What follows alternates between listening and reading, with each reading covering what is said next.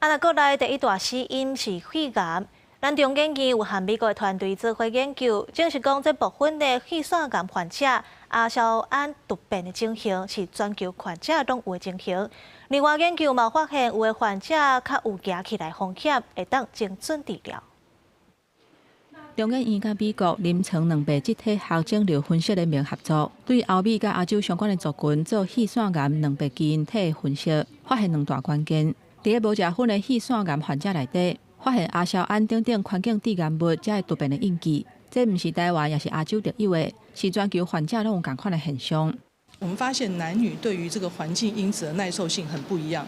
譬如说女性对于这个常常在食物工业中用的这些防腐剂特别的敏感。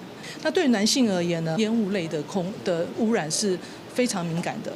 透过两倍集体的分析，把肺腺癌分做三大亚型，其中叫做 C2 类尾期亚型的，虽然伫临床属于第一期早期的癌症，不过伊分子的特征会展现出甲尾期真相像的情形，翻苦甲转移的风险真大。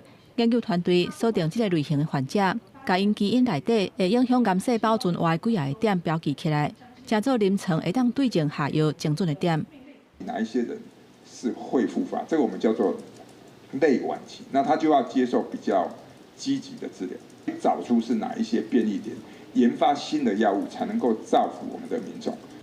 医师嘛讲，目前咱国对肺腺癌的体检还阁无够普及，患者伫确诊的时阵，大部分拢已经末期，嘛较歹治疗。除了定期体检、量早治疗，上新的研究嘛当成做未来早期监测甲精准治疗新的一个方向。